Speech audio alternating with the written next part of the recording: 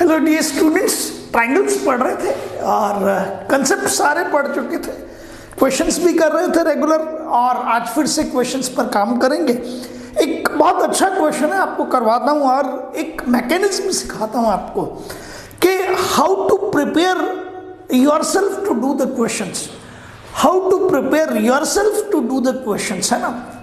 आपने देखा होगा कि हम किसी भी वर्क को एग्जीक्यूट करने से पहले उसकी प्लानिंग करते हैं, फिर उसके लिए रिक्वायर्ड मटेरियल को अरेंज करते हैं, फिर लेबर को अरेंज करते हैं या रिक्वायर्ड जो ह्यूमन रिसोर्सेज हैं उनको हम अरेंज करते हैं और फिर जाके उसको एग्जीक्यूट करते हैं। तो आपको किसी की मतलब जब भी कोई क्वेश्चन आप करना चाहते हैं तो उसके लिए आपको डेफिनेटली बहुत साइंटिफिक और लॉजिकली चलना पड़ेगा।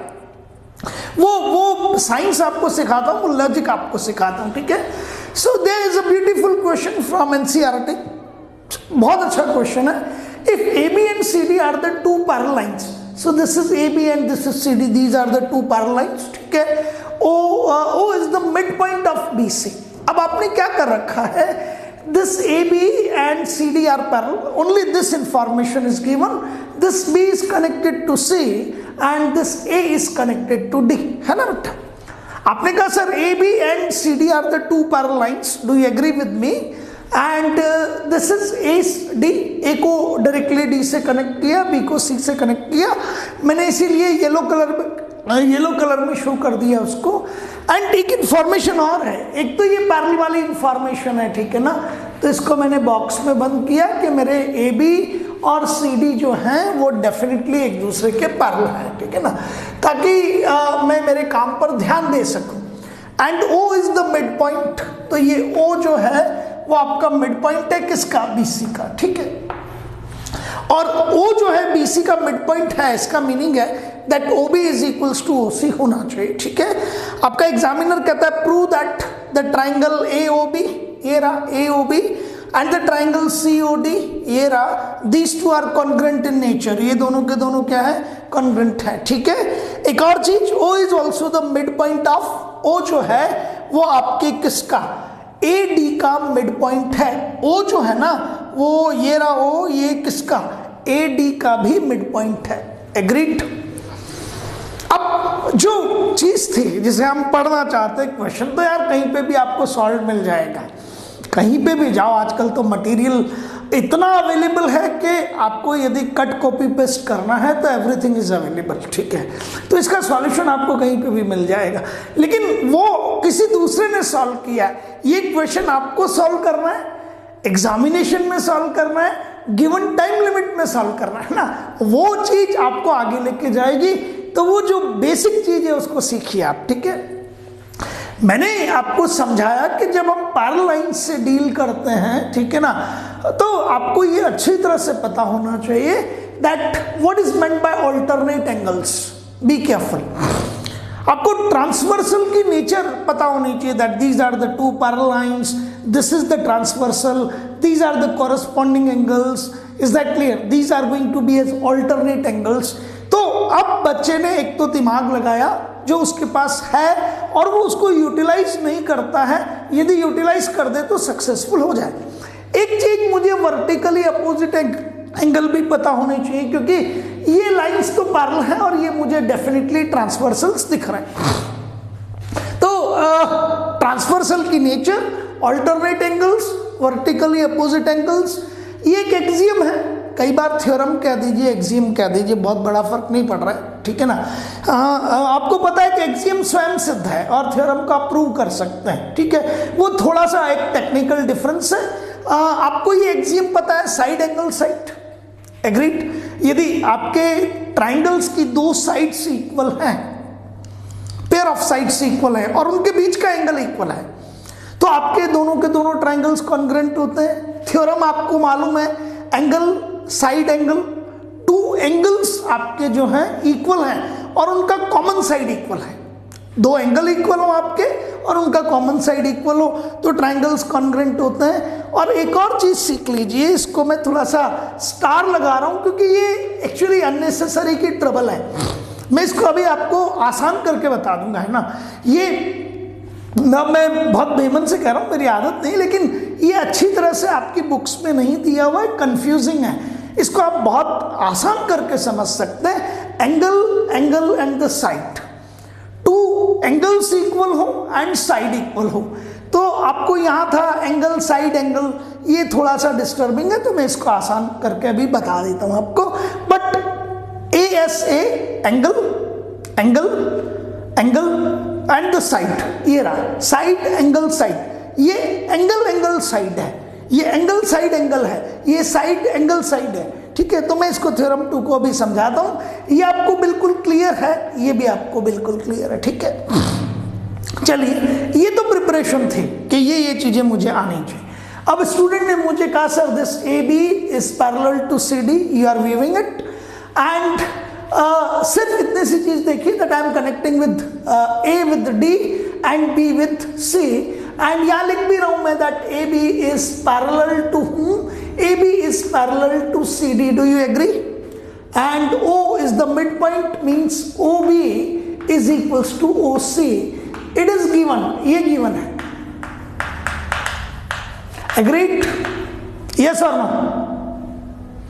अब एक स्टूडेंट है, वो कहता है sir this triangle is there, triangle यहां लिख रहा हूं AOB, एंड दूसरा ट्राइंगल मुझे कौन सा चाहिए? Triangle COD। ये लिख लिया उसने सबसे पहले, क्योंकि मुझे इनको कॉन्ग्रुएंट प्रूव करना है।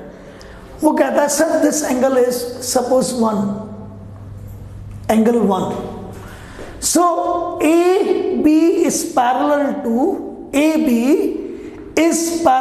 To CD and AD is a transversal, AD is a transversal. पूरा नहीं लिख रहा मैं, ट्रांस लिख रहा हूं सिर्फ। आप कहोगे कि सर ये एंगल आपका, ये दोनों पैरेलल, ये और ये पैरेलल, और ये एक एंगल है दिख रहा है, ये AD ट्रांसवर्सल है और ये एक एंगल है। So this angle and this angle are alternate angles, parallel and ये एक ट्रांसवर्सल। तो आपको पता है कि ये एंगल इसके एंगल होगा, ये पैरेलल। ठीक है, आपने कहा सर ये यूं करके ट्रांसवर्सल डाला, तो ये एंगल आपका डेफिनेटली इसके इक्वल होगा। So these two are alternate angles. तो ये एंगल आपका 1 है, तो ये एंगल भी आपके पास में, इसको अभी चलो 2 कर देते हैं, तो आप तो बहुत फास्ट हो जाएगा वरना। ठीक है, 2 कर देते हैं, तो इट इज एंगल 2। ये लीजिए, तो पहली चीज मैंने लिखी angle 1 is equals to angle 2, but यहां लिख रहा हूं मैं आपके पास में वर्टिकली अपोजिट एंगल्स। ये बहुत जरूरी है, ये लिखना बहुत जरूरी है आपके लिए, ताकि आपको चीजें याद रहें, आप लिखते नहीं हैं। एग्रीड? ठीक है, कोई बात नहीं। अब मैंने कहा यार दिस एंगल इज, और बच्चे ने कहा सर AB और CD के लिए ट्रांसवर्सल BCB तो है, so if this angle is 3 and this angle is 4, इससे आपको सीधा सीधी बात आएगी that 3 and 4 ये भी वर्टिकली अपोजिट एंगल्स हैं आपके पास में, और 3 is equals to 4। और यार अब छोटे नहीं हो, बड़े हो गए हो सबके सब बच्चे। 4 + 2 और इस एंगल, वैसे भी ये दोनों एंगल इक्वल हैं, ये दोनों एंगल अलग अलग हो भी नहीं सकते। क्यों नहीं हो सकते? If this is theta and this is phi, these are what you call them as, sir ये अल्टरनेट एंगल्स है। 1 and 2 अल्टरनेट एंगल्स,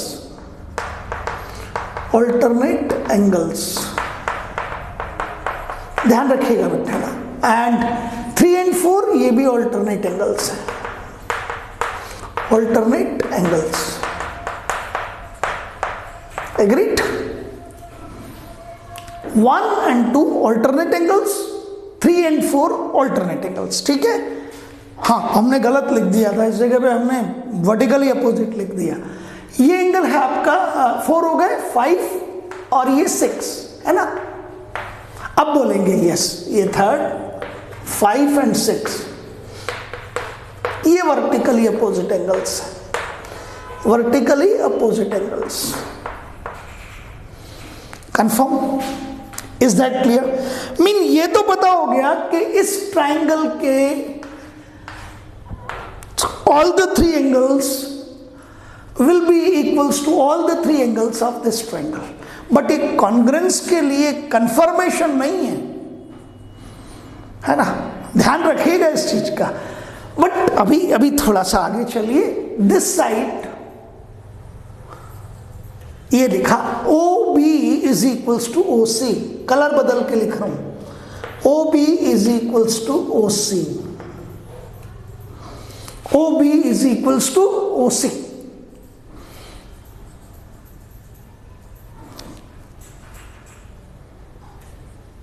अब इंपॉर्टेंट चीज समझा रहा हूं। यदि दो ट्राइंगल्स हैं, बहुत ध्यान से समझना, छोटे छोटे बना रहा हूं मैं, एक ये। आपने कहा सर ये एंगल इसके इक्वल है और ये एंगल इसके इक्वल है।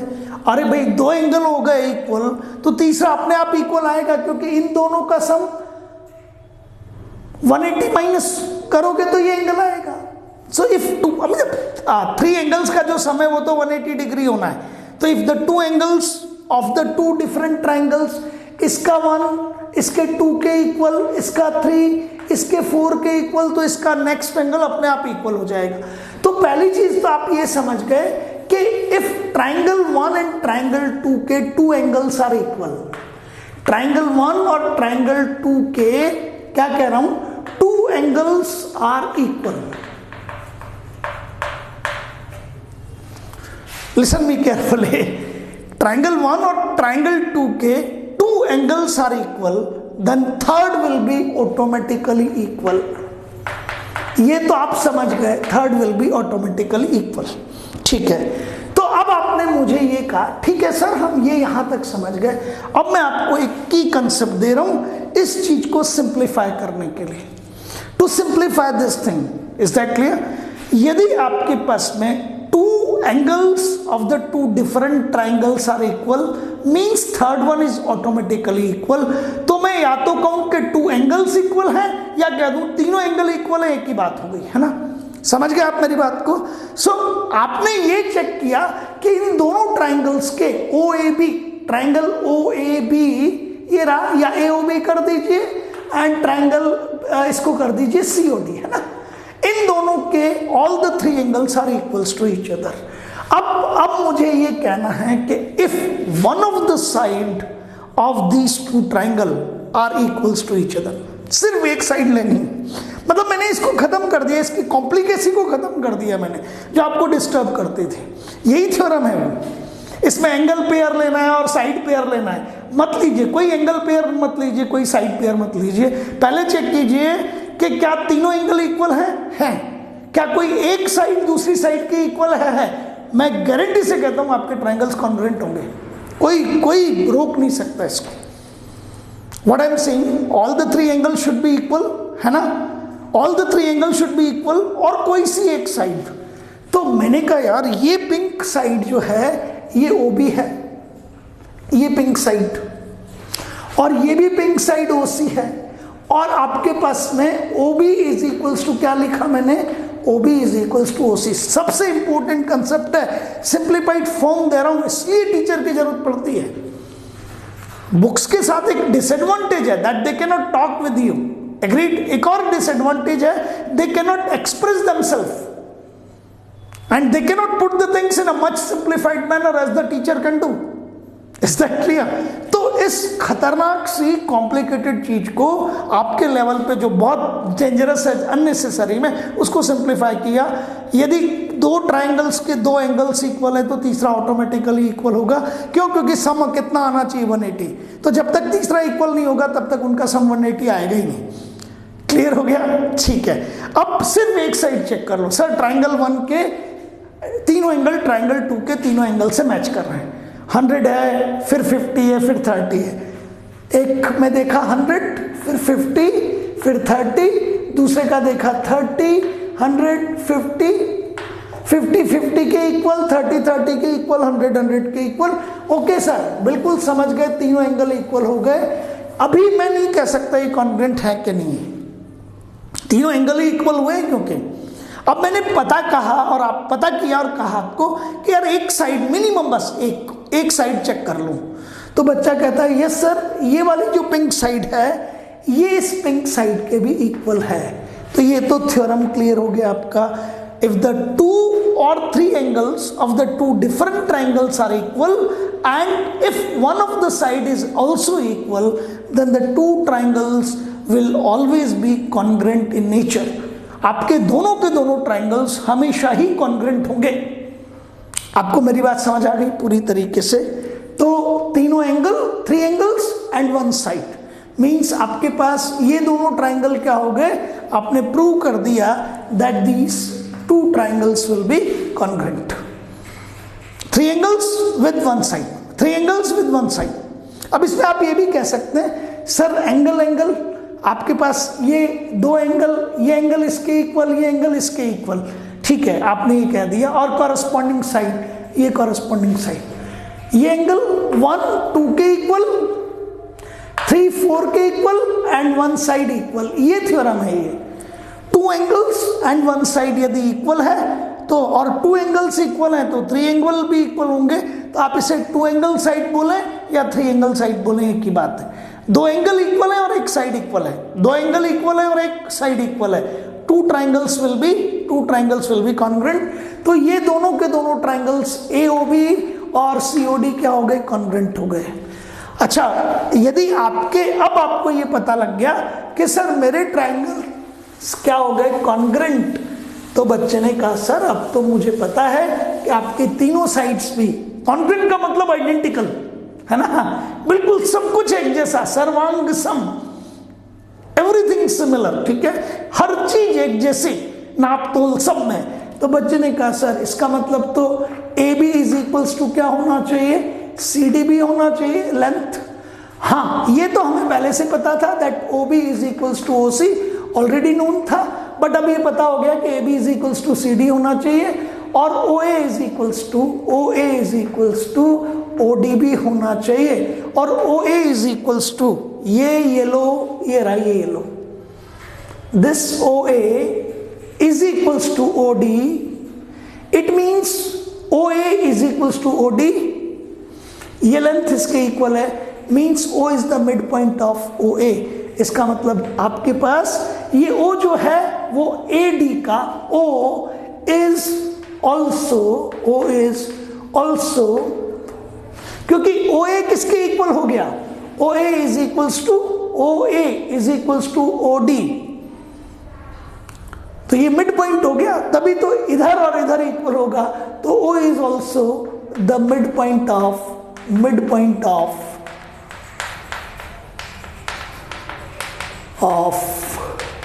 Which one, AD। तो AD के 2 पार्ट हुए, कौन कौन से, AD का एक पार्ट हुआ OD और एक पार्ट हुआ OA, और दोनों पार्ट एक दूसरे के इक्वल हैं, तो ये मिड पॉइंट हो गया। Very good. एक चीज बहुत अच्छी है कि हाँ सर ये हम इकट्ठे नहीं करते थे। अरे भाई, आप कोई भी जंग लड़ने जाते हैं तो हथियार समेट कर चेक करके जाते हैं ना, कि मुझे AK-47 चाहिए, मुझे बोफोर्स चाहिए, मुझे एयरक्राफ्ट सुखोई चाहिए, अब उठा के मुंह चले दिए यार, कैसे जीतोगे। तो once you want to do the questions with triangles, then you should know about angles. ठीक है, मैंने अभी यहाँ किया था ना, मैंने उठा के ऑल्टरनेट एंगल को वर्टिकली अपोजिट लिख दिया था ना, बट आपको पता है कि वर्टिकली अपोजिट एंगल अलग चीज है, ऑल्टरनेट एंगल अलग चीज है। ठीक है, तो आपको ये पता होना चाहिए कि आपके पास में ऑल्टरनेट एंगल क्या है, वर्टिकली अपोजिट क्या है, एडजेसेंट एंगल क्या है आपके पास में, लीनियर एडजेसेंट एंगल्स आपके पास क्या होते हैं। Is that clear in your mind? समझ रहे हैं आप मेरी बात को? ये सब चीजें हमें बहुत अच्छी तरीके से मालूम होनी चाहिए। यदि ये चीजें हमें मालूम नहीं है तो हम क्वेश्चंस नहीं कर पाएंगे। लेकिन ये बहुत आसान सी चीजें हैं, आप ये एक्सियम्स, थ्योरम्स, इन सब चीजों को याद रखिए। ठीक है, और याद रखने का तरीका क्या है कि क्वेश्चंस करते चलिए। Thank you.